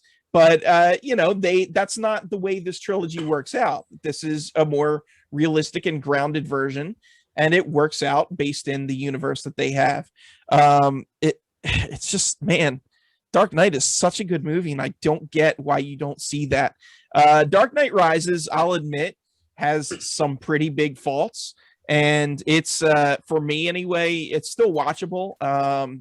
Not my favorite, but I will say with the two of those three movies being home runs, it's just to say that this trilogy is overrated is a stretch Armstrong stretch, man. Howard, what do you got on this? So we're my next topic is related to the Batman Christopher Nolan trilogy. So for me, I mean, when I talk about superhero movies, the pinnacle for me is this trilogy. You could make a case that the Endgame, Infinity War is up there, Black Panther, Captain America. You could make the argument that that is, but I mean, as you were saying, top 15, top 10, I think Dark Knight is definitively a top 5 superhero movie. I mean, listen, there's going to be more movies that are made. There's going to be another Robert Pattinson Batman movie that we could go down a rabbit hole for. Wow. So there will be more adaptations for it. But I will say, I mean, this is like these movies, like, again, as you mentioned earlier, Chris, I mean, you love Liam Neeson. We had an argument about him earlier. You love him as Ra's al Ghul. But like the Batman Begins movie didn't really break any records, didn't really shatter anything. Obviously, when The Dark Knight came out and, you know, when Heath Ledger passed away beforehand, it took it to another level. You know, everybody was talking about his performance. You know, it got nominated for an Oscar. The Dark Knight was nominated for 8 Oscars. It won 2 of them. We just talked about how it wasn't nominated for Best Picture. I think it is The Dark Knight is definitively a top 5, maybe even top 3, you know, movie. The more I even talk about it, and The Dark Knight Rises, which we'll get to in a minute, I think has rewatchability. I think falls problem to the third movie syndrome of the second one being so great that it's hard to live up to the third one. And I think the series as a whole is just incredible. I think this is the pinnacle of superhero movies. I'll ride for Chris Nolan any day of the week already, but just put his name on it. For it. It's just, it's an incredible trilogy. It's not overrated at all. It's properly rated, where it's at. I would say Batman Begins probably doesn't get enough love. You know, some of the fight choreography in that, you know, when Batman, you know, and Christian Bale's training is great. I think his voice is great. He's the only one who I know when I've seen Batman try to change his voice when he's talking to people and doesn't talk in his regular voice. He actually Ben Affleck does. All right. Well, Ben Affleck is trash, and that Justice League is trash, and all that is trash. Well, yeah, I mean, you're half There's right. a lot of takes in there. Yeah, a lot to unpack. Listen, I'm going off about how much I love the Nolan trilogy, so don't throw out some Affleck. Sure. You know where Affleck got that influence? Probably from Christian Bale. I'm not saying he did, but yeah, probably. Yeah, Zack Snyder. But yeah, for me, this is an awful take. You're my friend. I don't care. You're the best man at my wedding. I love you. And this is awful. He takes it back. This is I don't take it back. I think this. God. It starts out like if I had to rank these, like, you know, like, I don't know, 4 stars out of 5 or how many stars out of 5. Batman Begins 5. Dark Knight. Yeah, I saw. Don't back up. You get back. I gotta make sure you're as close to the screen as possible. Do you hear this? Batman Begins 5. Dark Knight 3.5. Oh my God, dude! What are you saying? Dark Knight Rises like a 2. Oh, dude, Here's the thing with the Dark Knight, dude. Like, it's all right. Take away the fact that it's a Batman movie. It's like a really good movie too. Like, there's twists and turns, there's mystery, there's thrills, there's suspense. Like, it's a great movie. 100%. Okay. That's fine. No, I just guess what? We're gonna keep talking about it. So yeah. Hypothetical, like, would you do you think the movie, like, take away Ledger and put in like whoever, some of the names that they were arguing before, like I think it was rumors like Crispin Glover at one point might have been rumored. What's that guy's name from The Pianist? Adrian Brody. Adrian Brody was kind of a lead. Do you think that if, like, and it's you know, hindsight, you can't like really kind of make that like decision, like if they like put like a poor like a just an okay performance of the Joker, would you still think like this was like would you think less of the movie Well, yeah, because that's a component of it for sure. Right. Yeah. But and I it's think not, if you take it's not the only component. But I think if you take the biggest component, which was just Heath Ledger's performance, I've argued this with so many people. They're like, "But Heath Ledger was amazing, man." Yeah, I'm not saying there's good actors and good performance and I almost said a bad word in terrible movies, like in bad movies. I think, and I'm not saying that the Dark Knight is bad. I never in my argument said it's overrated. But I like, I think that if you take that out, it's not going to be as good as I think if you take that out, the movie's not going to be as good as people think it is. Like, if that makes sense. Like, I don't agree with that. No, I agree with that. But at the same time, it's still a really strong movie, even without that. I don't know. I mean, here's the thing. You're not going to change my mind. And I know, like, we're not here to change each other's minds. Right. Because that's what their hot takes for. Like, I'm not going to sign off today and be like, you know what? They were right. Like, I'm going to stand my ground and say it's overrated. So I'm sorry you guys like hate that. Yeah, I do hate it. I will say that if there's season 4 of Peaky Blinders, Adrian Brody plays Luca Changretta, and he absolutely, I'm not saying it's a Joker level type performance, but he adds something to that show that is like a wild card, and he probably would have made a pretty good Joker after watching that. But I will say, I mean, you're kind of the way you're having your take. It's kind of like you're removing one of the primary pieces of what people love about the Dark Knight and being like, how good would it be without it? It's like probably not that good. If we want to play that game, remove Robert Downey Jr. out of the Avengers series, and like, how good is another person in his shoes?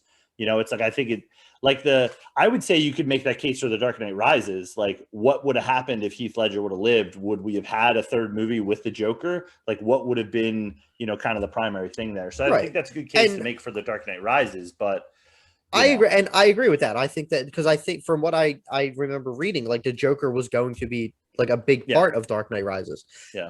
I mean, it's unfortunate what happened, but I just think at that point, like, Nolan would probably had his back to the wall and was just like, I need to close this trilogy out. And this is what I got. Like, I unfortunately don't have the biggest part of my previous movie, so I got to figure out what to do now. Mm-hmm. I mean, I think it's still overrated. Yeah. Okay. Well, you can be wrong. It's fine. We love All right. Well, Harry, your last one kind of has something to do with this, right? Yeah, it does. So my last take, and again, making sure we choose our words clearly here. I realize that's been a trend this podcast of like saying the wrong words that are like basically blowing this thing up. All right. So for me, and I'll explain my story in a minute. The Dark Knight Rises is a more enjoyable, entertaining rewatch over The Dark Knight. Now, on our flight home from Antigua to Miami and Miami to Philadelphia, my wife put on The Dark Knight on the iPad. And listen, anybody, the next time you're on a plane, I mean, I know it's rough. I know, pandemic's coming out of it a little bit, hopefully for the better. And I hope things continue to get better. But watching like other people, because I like the people watching other people and what they watch on, like, decide to put on play movies. Like, somebody put on Avatar on their iPhone. And I was like, what? And my wife, she just likes to put on these these movies. I mean, Dark Knight Rises, Dark Knight should be seen on the biggest screen possible, filmed with IMAX cameras. And she's watching it on an iPad. But that's besides the point. So she puts on The Dark Knight and I'm watching it. And like, I don't have headphones in. I'm kind of just peering over and being like, I love this scene, love this scene, love this scene. And then she rewatched The Dark Knight Rises when we were back home. And I just sat down and I was like enthralled by it. I was so entertained. Now, as we mentioned with The Dark Knight, it has obviously the Heath performance, which is incredible. It has that opening scene, which is obviously memorable. I think that was even like previewed in like before the movie came out. When Batman has to go get Lau and he goes over, and that scene is insane. The Gordon scene when he comes back, I remember being in the theater and the applause for that going insane. But I feel like after Rachel dies and the Harvey Dent thing, I feel like the movie kind of loses momentum. I wouldn't say sucks, but I would say it kind of loses momentum. And I don't know if that's because, you're thinking, hey, we're going to have a third movie, let's not do the Spider-Man thing. We'll have an opportunity to do another movie for it.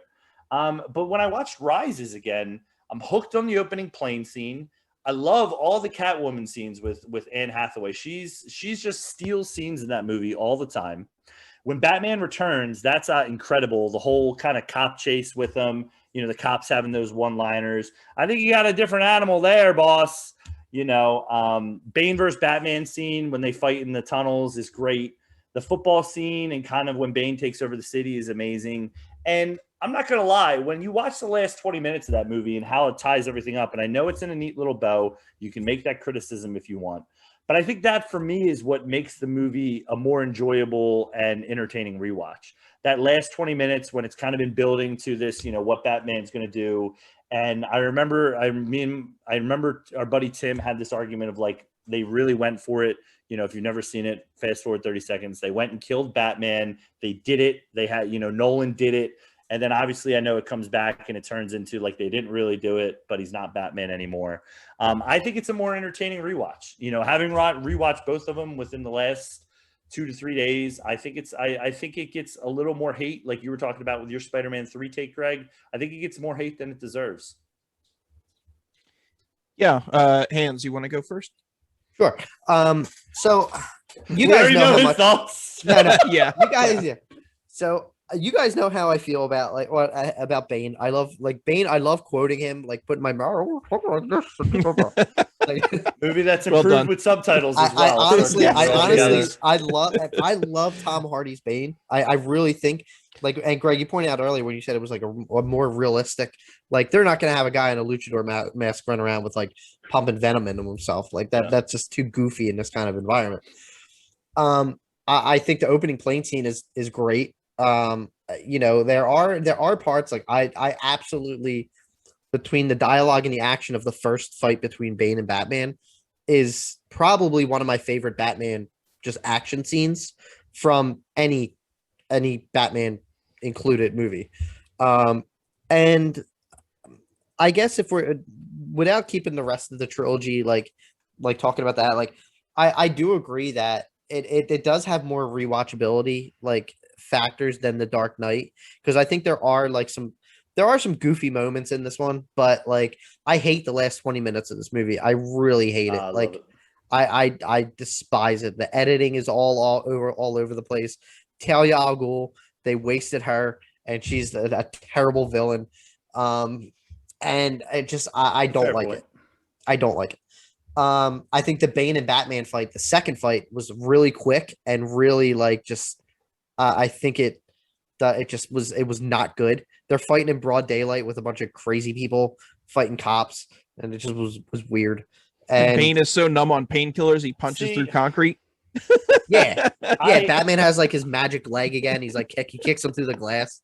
I feel like that's like a comic book thing that like I didn't even really care about. Like I have no relation to Bane other than the two movies that I watched. Bane that we kind of discussed a little bit, but Bane actually had like Incredible Hulk powers, where like the angrier he got, the stronger he got, because he was like punching through pillars, like you said. That's the whole thing. Batman, when they first fight, uses all of his energy to try and defeat Bane and wears himself out. That's what he says. He says it. So that's the opposite of that in that fight. Bane is going for Batman because he's against the wall. He realizes Batman's too strong for him, and he's trying to fight back against that, and he's fighting too hard, and he wears himself out. Says, peace has cost you your strength. Victory has defeated you. Yeah, dude.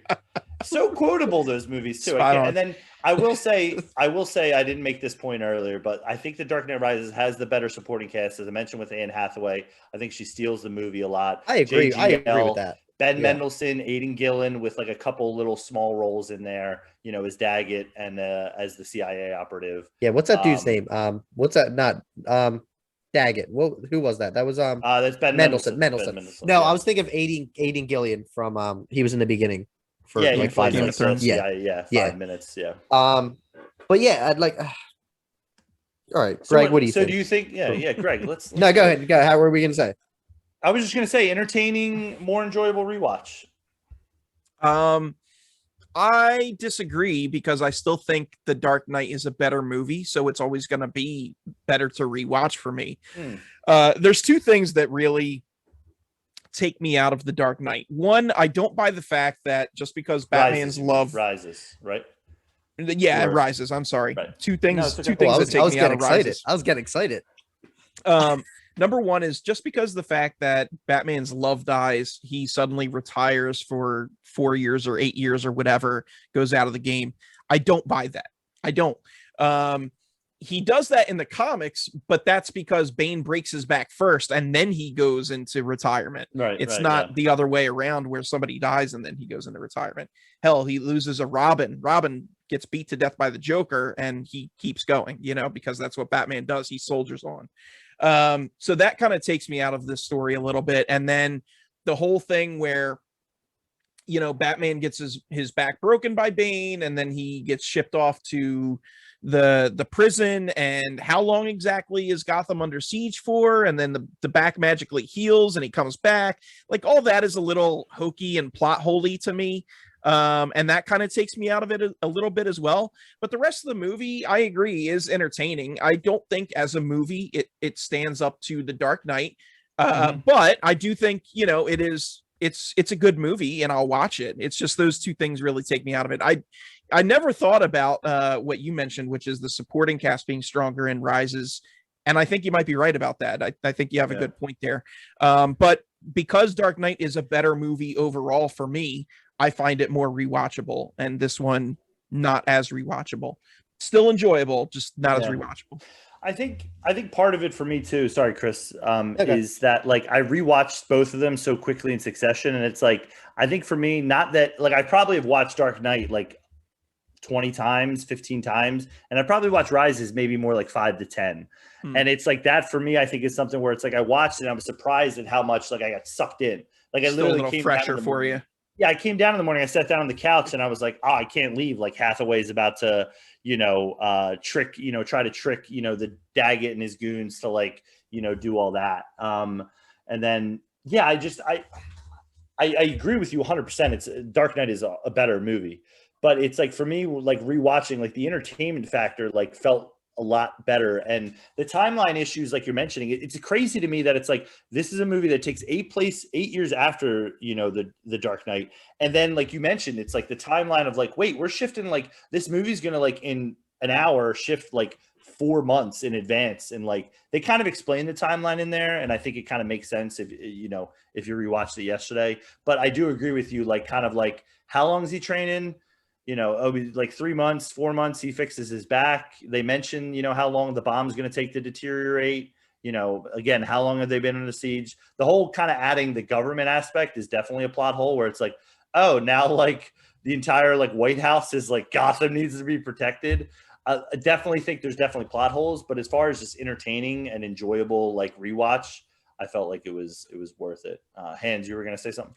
Yeah, I actually I've probably seen this more than I've seen like Dark Knight, only because of like you said, like in terms of rewatchability, like there are a lot of like, I feel like it's more enjoyable. Like this was more enjoyable than the Dark Knight because it had like I said, has more memorable scenes. I actually enjoy watching this and finding more things that are like either wrong or plot holes, because there are a lot of them.